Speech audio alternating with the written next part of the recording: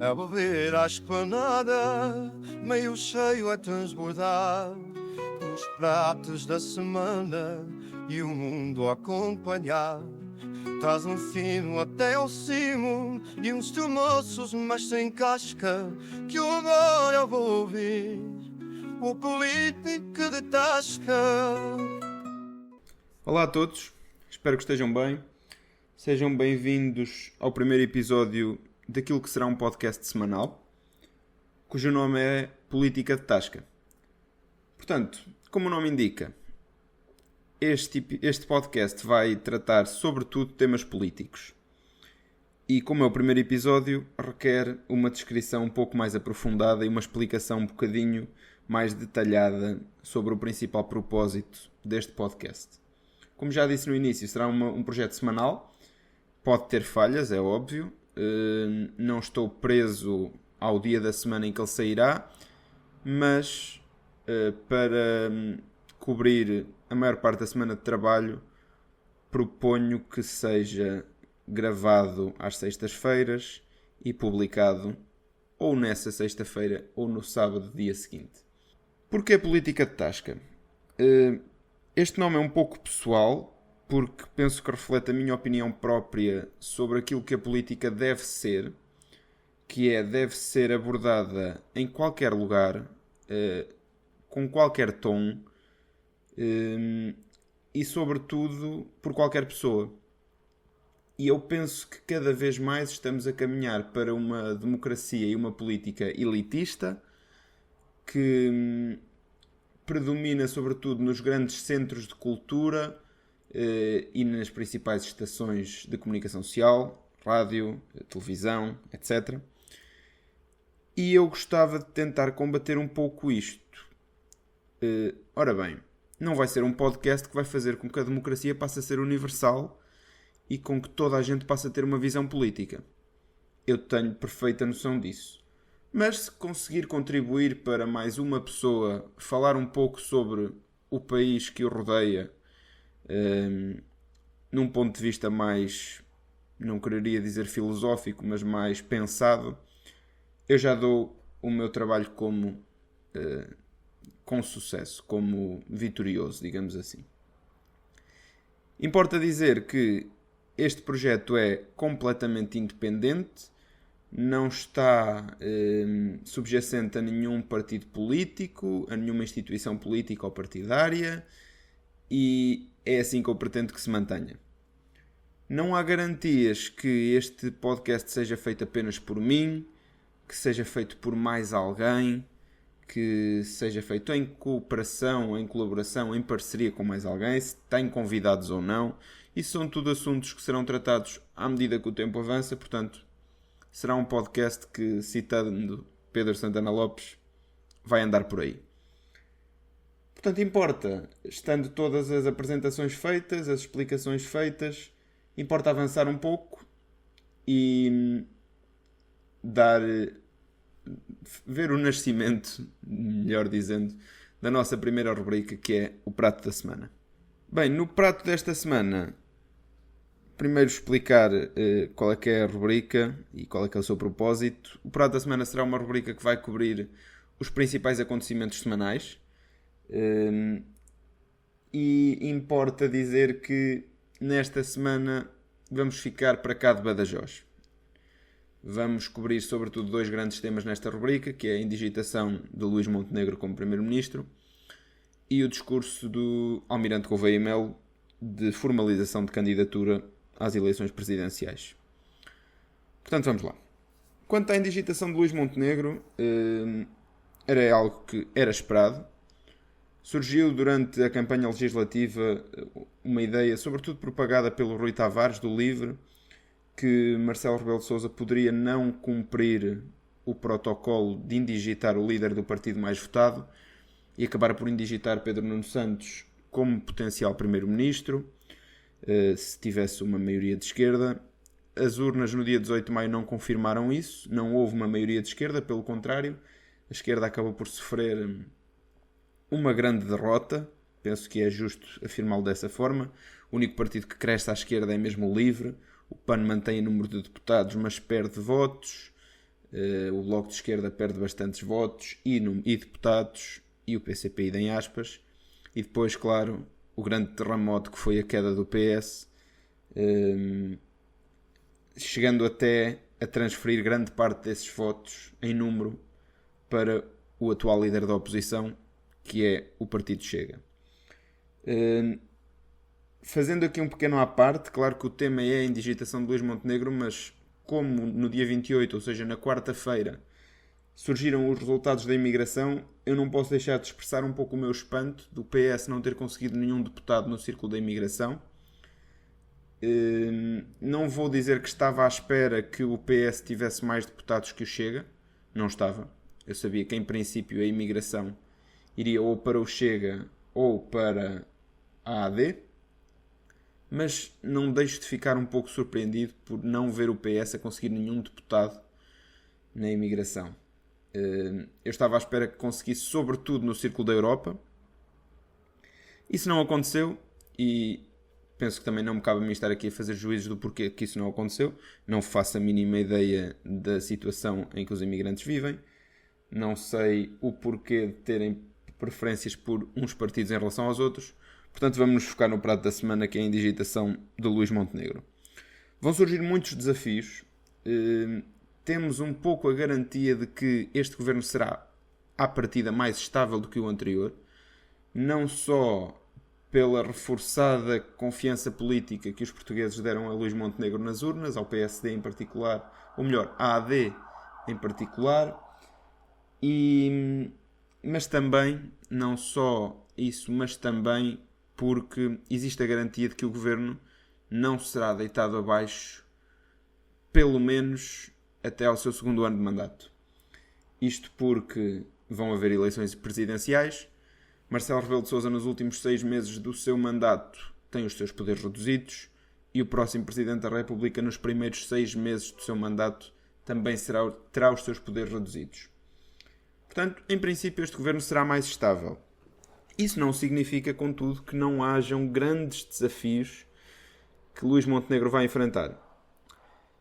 E o primeiro de todos, na minha visão, é como é que ele vai conseguir balançar um Parlamento tão fragmentado. Neste momento, o Partido Chega é o líder da oposição e é um partido um pouco instável na sua matriz política interna, na medida em que é um partido que não garante estabilidade num potencial acordo de governação. Luís Montenegro já veio dizer que esse acordo não vai acontecer, que não irá fazer acordo com nenhuma força política, mas que irá comunicar com todas, irá negociar com todas. Eu pessoalmente concordo com esta decisão. Penso que os partidos políticos estão, ou melhor, recebem os votos dos portugueses para se entenderem dentro do Parlamento, dentro da Assembleia da República, e é expectável que haja negociações pontuais, caso a caso, pasta a pasta, com todos os partidos políticos, ainda que a negociação com uns partidos seja mal vista por outros partidos. Dando o exemplo claro da última legislatura, as negociações da AD com o PS foram muito mal vistas pelo Chega, e neste momento uma negociação da AD com o Chega, em princípio, será mal vista pelas outras forças políticas, pelo discurso que já vimos em relação ao Chega. Com este Parlamento fragmentado, na minha perspectiva, é importante desde o início dar sinais claros de mudança. Na minha opinião, não podemos ter um início de governo fraco, porque apesar de termos uma garantia de que o governo não cai no primeiro ano, é importante dar um sinal forte à população de que desta vez é para levar até ao fim. Os portugueses estão fartos de miniciclos, isso penso que é uma opinião generalizada. Eu honestamente esperava que nas eleições houvesse mais ainda concentração de votos do que o que houve. Acho que ainda houve uma dispersão um pouco grande, sobretudo porque vimos forças como o LIVRE a subir, como o Chega a subir, como a AD a subir, e pensei que os portugueses fossem concentrar os votos todos, em princípio, num dos partidos, com a possibilidade de vencerem as eleições, quer o Chega, o PS ou a AD, seriam os mais propícios a ter essa vitória. Isso não aconteceu. Portanto, como é que eu acho que Luís Montenegro deve dar um sinal claro? Para já, promovendo a comunicação interpartidária, sem dúvida. Claro que o PS neste momento encontra-se com alguma dificuldade de liderança interna. Fala-se em José Luís Carneiro como o potencial único candidato às eleições. Honestamente, eu acho que haver um candidato único à liderança de um partido como o Partido Socialista, que acaba por ser um dos baluartes da democracia portuguesa, acho que é prejudicial. Penso que uma competição interna numas eleições diretas é fulcral para haver a união dentro do partido, sobretudo quando os potenciais candidatos todos tiveram alguma espécie de contrapeso no seu discurso pré-demissão de Pedro Nuno Santos e pós-demissão de Pedro Nuno Santos. Temos exemplos claros, que eu não vou nomear, mas exemplos claros de membros do Partido Socialista que, até à demissão de Pedro Nuno Santos, até ao dia 18 de maio, que a estratégia de Pedro Nuno Santos era incrível e que seria sim ele que estaria a ter o papel do tal adulto na sala, como se falava. Por outro lado, sai a votação dos portugueses, saem as principais sondagens da Universidade Católica e Pedro Nuno Santos já tinha tido um papel péssimo, que tinha sido responsável por esta morte anunciada do PS, que devia ter sido mais moderado, que devia ter sido mais radical. Um pouco de confusão no discurso que eu penso que não reflete a verdadeira união do Partido Socialista. Até porque é um partido com, vejamos, potenciais candidatos mediáticos. Temos o exemplo de Fernando Medina, temos o exemplo de Ana Catarina Mendes, temos o próprio exemplo do Eurico Brilhante Dias. Augusto Santos Silva penso que já pensará noutros voos, mais presidenciais talvez, mas temos exemplos de candidatos fortes, mediáticos, o próprio Sérgio Sousa Pinto, também penso que seria um candidato muito forte, e José Luís Carneiro, que acaba por ser o candidato que resta, sem qualquer tipo de discurso pejorativo para José Luís Carneiro. Penso que durante o seu mandato como Ministro da Administração Interna no governo de António Costa, que não foi dos piores ministros, eu tenho algumas divergências ideológicas com ele, sobretudo naquele infame episódio de ligar para a RTP pedir explicações sobre um cartoon sobre a polícia. Penso que estabelece um mau precedente. Ainda assim, como ainda não o vi como líder do principal partido da esquerda portuguesa, acho que não é justo estarmos neste momento a tecer juízos de valor, uma vez que não sabemos como é que ele será quando estiver nesse cargo. Luís Montenegro tem também ainda o trabalho de estabelecer uma nova composição do governo. E esta nova composição do governo, na minha perspectiva, tem de ter alterações relativamente à última legislatura. Existem alguns ministérios que eu manteria se fosse eu o encarregue de compor o novo governo. Dou já alguns mais claros. Eu manteria provavelmente o Ministro da Educação, provavelmente também manteria o Ministro da Economia e o Ministro das Finanças. Penso que fizeram um trabalho positivo na última legislatura. O Ministro dos Assuntos Parlamentares não poderá ser mantido, uma vez que está a concorrer ou é candidato à Câmara Municipal do Porto. Portanto, em princípio, aí não haverá mesmo hipótese. Terá de ser uma das alterações. E depois temos alguns ministros que eu penso que poderiam ser alterados. No ponto de vista de mediatismo, do ponto de vista de cansaço, de importância que tem o próprio Ministério e do trabalho que foi realizado no último ano da legislatura. Há dois exemplos claríssimos, a Ministra da Saúde e a Ministra da Administração Interna. devido aos sucessivos escândalos que ocorreram na administração interna, por exemplo, nos incêndios, uma ministra que tem alguns problemas de comunicação. Mas atenção, isto é a minha opinião pessoal, não há qualquer tipo de crítica subjacente às ministras enquanto pessoas, mas sim ao trabalho que desempenharam.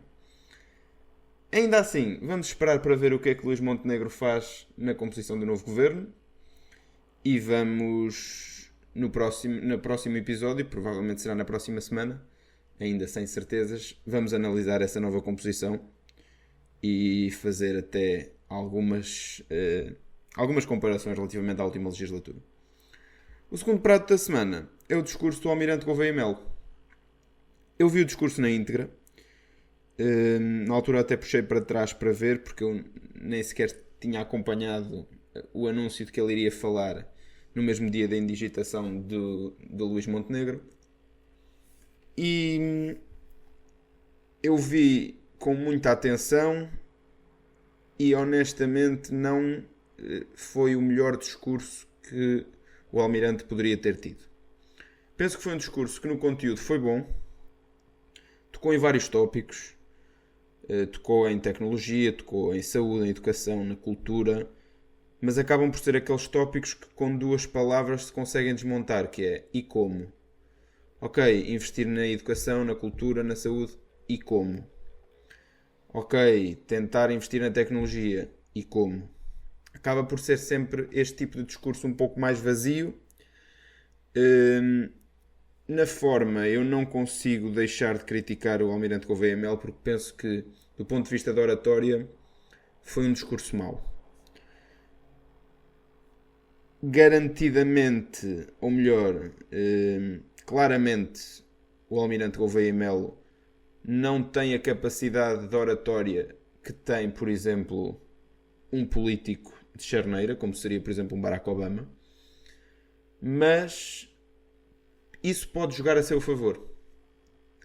Sobretudo porque isto acaba por intensificar a ideia de outsider que provavelmente trouxe o Almirante Gouveia Melo até aqui do ponto de vista de corrida às presidenciais.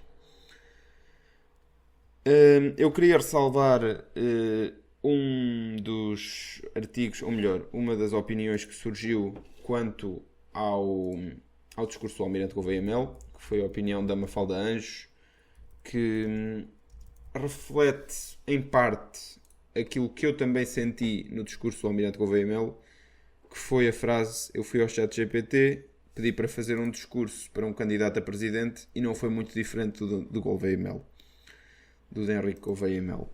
E eu acabo por concordar com a Mafalda Anjos. Acho que foi um discurso muito vago. Tudo bem, acertou em vários pontos, em conteúdo não foi mau, mas eu penso que o conteúdo poderia ter sido ainda mais intensificado se houvesse uma forma positiva ou uma forma mais política. Eu sublinho um exemplo claro que foi, penso que da primeira vez que isto são apenas, eu não sou perito em linguagem corporal, mas são apenas pequenos detalhes que acho que ficam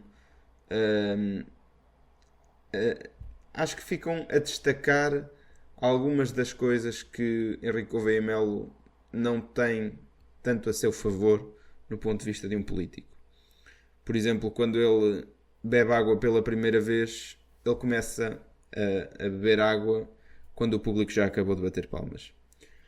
Ora, isto reflete, ou isto gera uma quebra no próprio discurso, que depois faz com que a própria audiência se desconecte tanto da pessoa em si. Ainda assim, há algumas frases que eu até gostei, outras que são claramente críticas a outros candidatos presidenciais, ou críticas até ao próprio presidente Marcelo Rebelo de Sousa. Por exemplo, quando ele diz que precisamos de um presidente que não seja um mero espectador da vida política, e isso acaba por ser, na minha opinião, uma crítica a Marcos Mendes, que foi conhecido pelo seu trabalho enquanto comentador, também enquanto presidente do PSD, mas mais recentemente foi mais conhecido pelo seu trabalho enquanto comentador. E por isso é que eu digo que isto acaba por ser o que faz com que Henrique Gouveia Melo tenha na sua posse um apoio eleitoral tão grande até agora? Porque ele não é político. E podemos estar a enfrentar um paradigma de sociedade em que a própria sociedade não queira um político à frente de decisões políticas. Por exemplo, quando Ramalhianes foi Presidente da República pela primeira vez, existia um pouco esse sentimento generalizado de que é preciso alguém que ponha ordem nisto. Eu penso que podemos estar a enfrentar esse paradigma outra vez.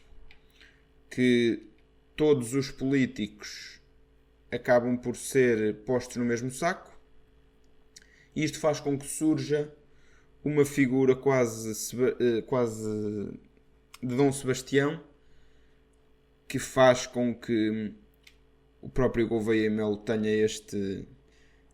esta subida tão grande nas sondagens. Estes foram os pratos da semana. Para a semana haverão outros.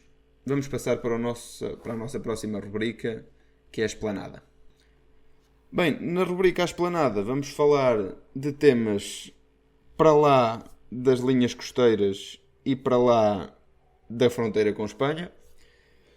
E existem 2 temas para esta semana, os 2 temas relativos aos Estados Unidos da América.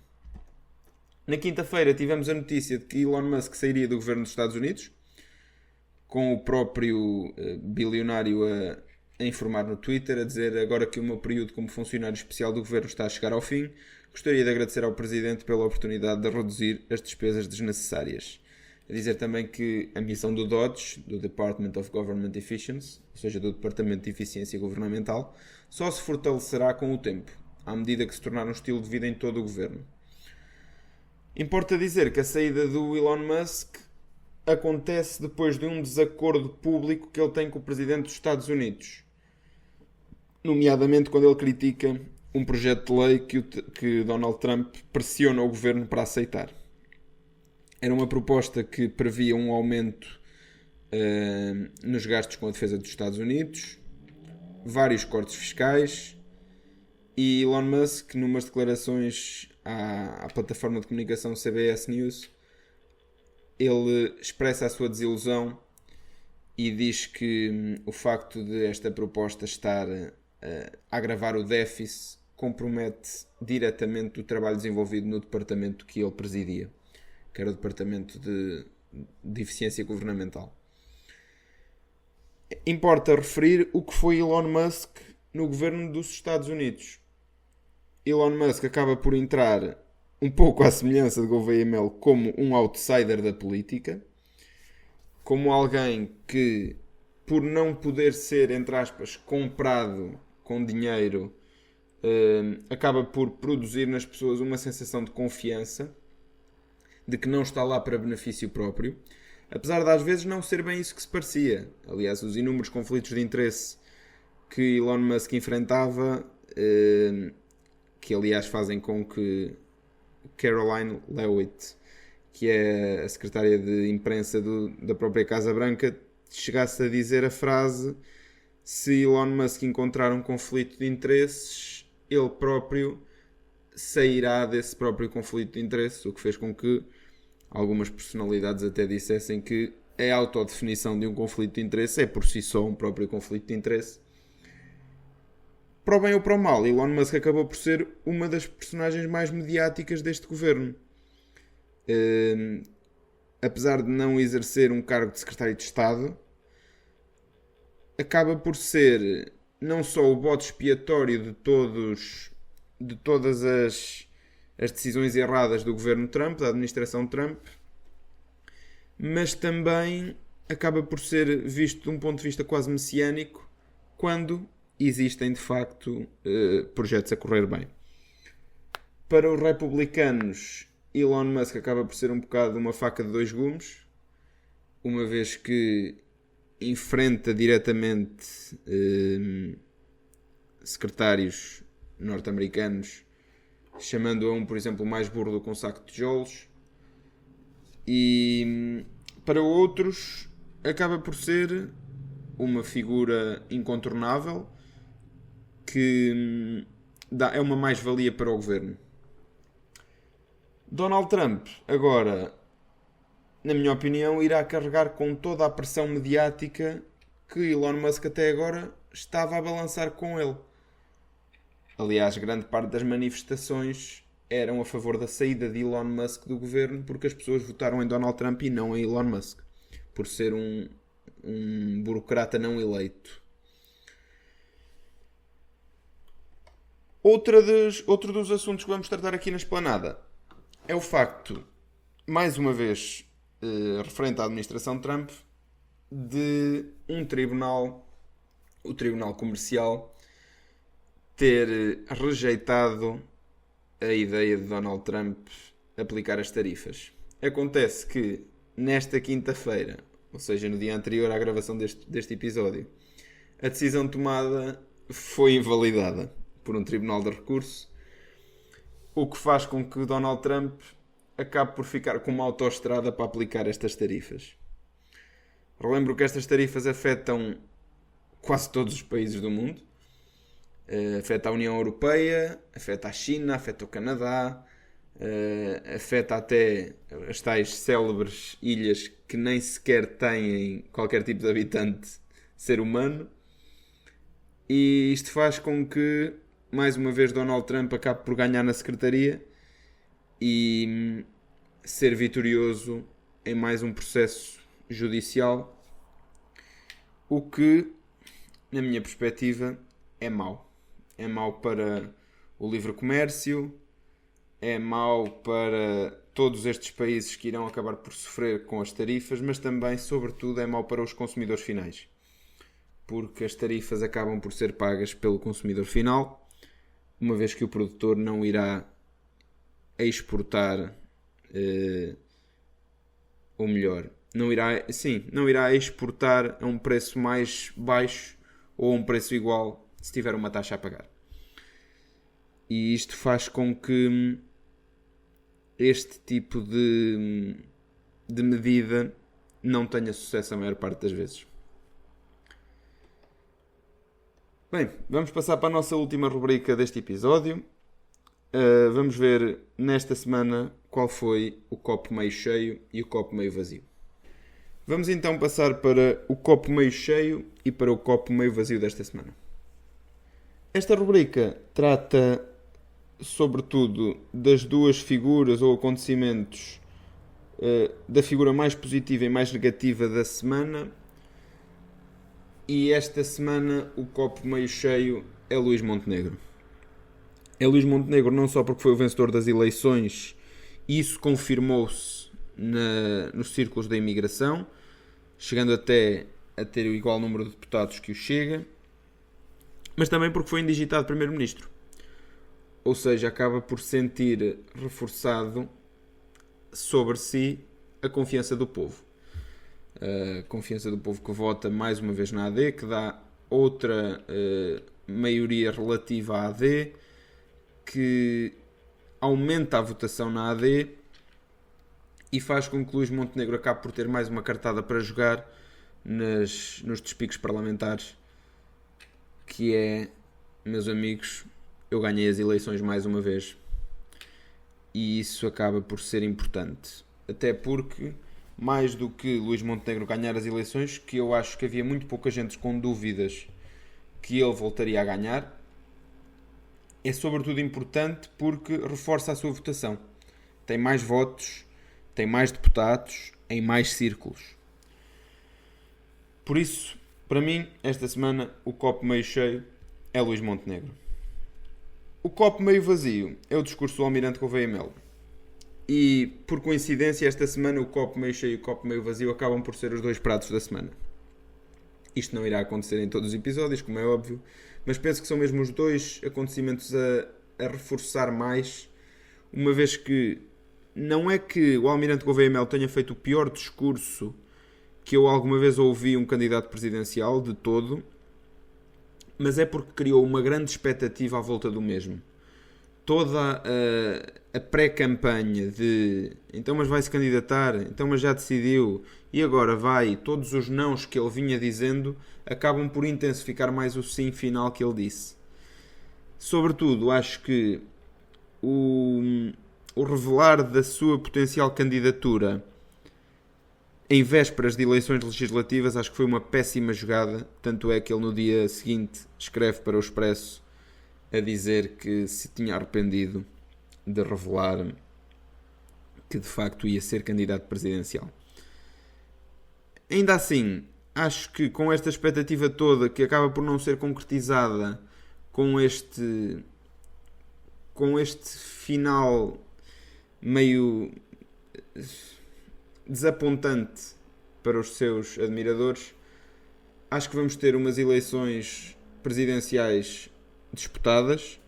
Não irá haver vencedor à primeira volta, pelo menos na minha perspectiva. Mas como isto ainda não são as eleições presidenciais, ainda vai haver muita tinta para correr. E quando forem de facto as eleições presidenciais, cá estaremos para enfrentar o touro pelos cornos, para abrir a tasca mais uma vez e para falar um pouco sobre tudo. Meus amigos, da minha parte foi tudo. Espero que tenham gostado deste primeiro episódio do Política de Tasca. Se tiverem algum tipo de tema que gostassem de ver tratado nos próximos episódios do podcast, sintam-se completamente à vontade para deixar isso nos comentários. Da minha parte é tudo. O Política de Tasca volta para a semana com mais pratos do dia e mais copos meio cheios, ou quem sabe, meio vazios. Obrigado. A beber à esplanada, meio cheio a transbordar, os pratos da semana e o mundo a acompanhar. Traz um fino até ao cimo e uns moços mas sem casca, que agora eu vou ouvir o Política de Tasca.